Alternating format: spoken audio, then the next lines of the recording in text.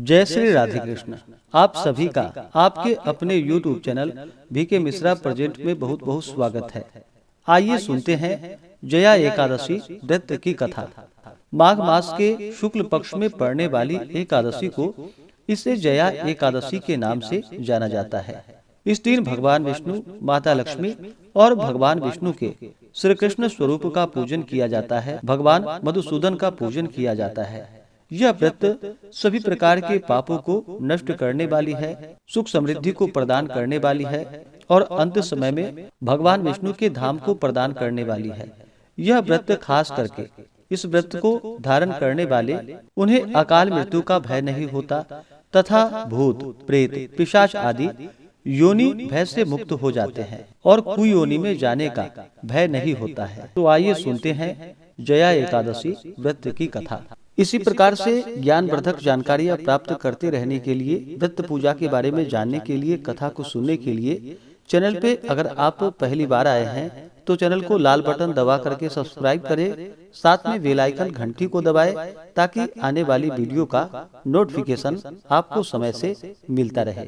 Video को like करें, comment में भगवान विष्णु की जय जरूर लिखें। तो बोलिए प्रेम से भगवान विष्णु की जय, माता लक्ष्मी की जय, भगवान श्री कृष्ण की जय, एकादशी माता की जय। एक समय की बात है, एक बार पांडु नंदन भगवान श्री कृष्ण से हाथ जोड़कर नम्रता पूर्वक बोले कि हे नाथ, अब आप कृपा कर मुझसे माघ मास शुक्ल पक्ष की एकादशी का वर्णन कीजिए और उस व्रत के करने से क्या पुण्य फल होता है सो आप मुझसे कहिए। भगवान श्री कृष्ण ने कहा कि हे राजा, इस एकादशी का नाम जया है और यह अक्षय फल को देने वाली है। इसका व्रत करने वाला ब्रह्म हत्या से मुक्त हो जाता है और अंत काल में उसे काम और मोक्ष की प्राप्ति होती है। इस व्रत द्वारा मनुष्य कुयोनि से छूट जाते हैं। अब हम तुमसे इसकी एक पौराणिक कथा जो कि पद्म पुराण में लिखी है सो कहते हैं, सो तुम ध्यान पूर्वक सुनो। एक बार देवराज इंद्र अपनी नगरी में अत्यंत ऐश्वर्य पूर्वक राज्य कर रहे थे। वहां के देवता सोमपान के प्रताप से हिष्ट पुष्ट एवं सौंदर्य की खान बन रहे थे। अप्सराओं से युक्त पारिजात पुष्प से सुशोभित नंदन कानन में क्रीड़ा कर रहे थे। महाराज इंद्र ऐश्वर्य से परिपूर्ण अप्सराओं और गंधर्वों के साथ नाच और गान में उन्मत्त हो रहे थे। गंधर्व गान कर रहे थे, अप्सराएं नाच रही थी। गंधर्वों में अत्यंत विख्यात पुष्पदंत, उनके पुत्र चित्रसेन की स्त्री मालिनी का पुत्र माल्यवान, जो अत्यंत सुंदर और स्वरूपवान था, और इत्यादि इत्यादि भी उपस्थित थे। माल्यवान के अत्यंत सुंदर स्वरूप का अवलोकन कर पुष्पवती नामक एक अत्यंत रूपवती गंधर्व कन्या कामदेव की पीड़ा से व्यथित हो उठी और अपने सुंदर स्वरूप और हाव भाव एवं दिव्य कटाक्षों से माल्यवान के हृदय को व्यथित एवं कामाशक्त कर दिया। पुष्पवती की सुंदरता निस्संदेह ही विलक्षण थी, जिसके बहुपाश निस्संदेह ही कामपाश को भी लज्जित कर रहे थे। मुख चंद्रमा के समान प्रकाशमान, नेत्र बड़े बड़े और कान तक फैले हुए थे। कानों की कुंडल अनुपम शोभा का प्रदर्शन कर रहे थे। उनकी ग्रीवा एवं उसमें सटे हुए दिव्य कंठहार आदि अपनी अनुपम शोभा का चमत्कार दिखा रहे थे तथा ऊंचे ऊंचे सुंदर उरोज स्वर्ण कलशों को लज्जित कर रहे थे। उधर अत्यंत ही सूक्ष्म तथा कटी प्रदेश मुष्टि में था। नितंब ऊंचे विस्तीर्ण सुंदर जघन स्थल एवं लाल कमलों को लज्जित करने वाले चरण इत्यादि माल्यवान के नेत्रों में चकाचौंध पैदा कर रहे थे। यद्यपि ये दोनों ही प्रेमी एक दूसरे पर अत्यंत ही अनुरक्त हो रहे थे, तथापि भयवश इंद्र को प्रसन्न करने के लिए बाध्य थे। अस्तु अन्य गंधर्वों और अप्सराओं के साथ मिलकर कार्य आरंभ किया, परंतु काम के वशीभूत होने के कारण इनका नृत्य एवं गान सम्यक नहीं उतर रहा था। इनकी चेष्टाओं एवं हाव भाव भंगिमा से चतुर देवराज इंद्र पर इनका अनुराग तत्काल ही प्रकट हो गया। इंद्र ने इसको अपना अपमान समझा और उन पर क्रोधित होकर उन्हें दारुण श्राप दे डाला। इंद्र ने कहा, मेरी आज्ञा को भंग करने वाले पापात्मा मूर्खों, तुम दोनों ही पिशाच हो जाओ और मृत्युलोक में जाकर अपनी अपनी करनी का फल भोगो। इस प्रकार श्राप सुनकर दोनों ही दुखी हुए, परंतु अब क्या हो सकता था। दोनों ही हिमालय पर पिशाच हो अपना काल यापन करने लगे। इस दुख में पड़कर वे अत्यंत ही व्याकुल और चिंतित हो उठे। उन्हें क्षण मात्र को भी निद्रा नहीं आती थी। शीत और उष्ण के प्रभाव में पड़कर वे नाना प्रकार के कष्टों को भोगते और अपने अपने भाग्य को कोस रहे थे। इस प्रकार अनेकों चिंताओं से व्याकुल हो वे अपने इस भयंकर जीवन से उब गए। एक दिन उन लोगों को खाने के लिए कुछ भी नहीं मिला और वे दोनों ही दिन भर भूखे ही रह गए। रात को चिंता एवं शीत के कारण उन्हें नींद भी नहीं आई।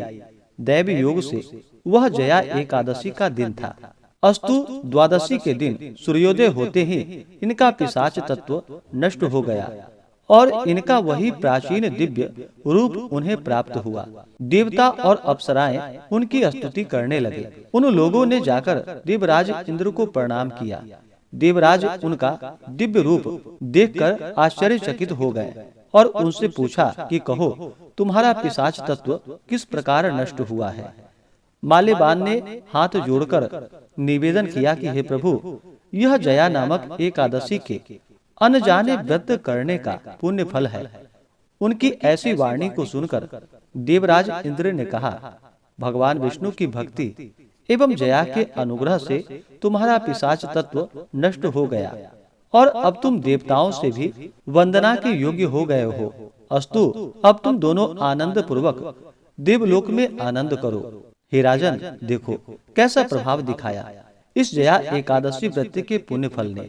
इसलिए इस जया एकादशी व्रत को अवश्य ही करनी चाहिए, क्योंकि यह व्रत अनेकों अनुपम फलों को देने वाला है। भक्ति पूर्वक जया का व्रत करने वाला निसंदेह 100 वर्ष पर्यंत स्वर्ग में निवास करता है। तो बोलिए प्रेम से भगवान विष्णु की जय, माता लक्ष्मी की जय, एकादशी माता की जय, भगवान श्री कृष्ण की जय। इसी प्रकार से जो भी भक्त सच्ची श्रद्धा के साथ नियम और निष्ठा के साथ जया एकादशी का व्रत करते हैं, भगवान विष्णु भगवान श्री कृष्ण का पूजन करते हैं, कथा श्रवण करते हैं, इस व्रत के प्रभाव से उनके सभी प्रकार के पापों का नाश होता है। और जब व्यक्ति के पापों का नाश होता है तभी उनके पुण्य फल उदित हो पाते हैं। उसके बाद सांसारिक सुखों की प्राप्ति हो पाती है।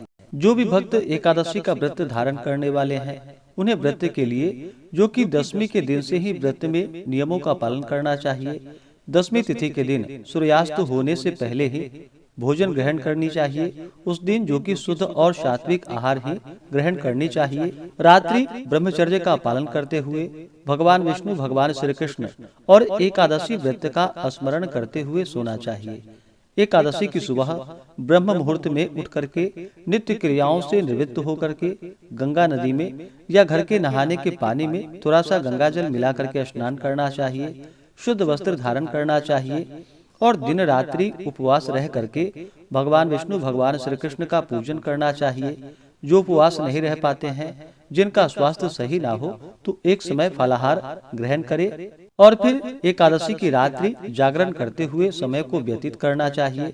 और द्वादशी के दिन सुबह उठ करके स्नान करके शुद्ध वस्त्र धारण करके भगवान का पूजन और आरती कर लेनी चाहिए। इसके बाद ब्राह्मणों को भोजन करवाना चाहिए, ब्राह्मणों को दान दक्षिणा देनी चाहिए और फिर समय के अनुसार व्रत का पारण करना चाहिए। इसी प्रकार से व्रत पूजा के बारे में जानने के लिए, कथा को सुनने के लिए चैनल पे अगर आप पहली बार आए हैं तो चैनल को लाल बटन दबा करके सब्सक्राइब करें, साथ में बेल आइकन घंटी को दबाएं ताकि आने वाली वीडियो का नोटिफिकेशन आपको समय से मिलता रहे। वीडियो को लाइक करें, शेयर करें। सुखी रहें और स्वस्थ रहें। जय श्री राधे कृष्ण। धन्यवाद।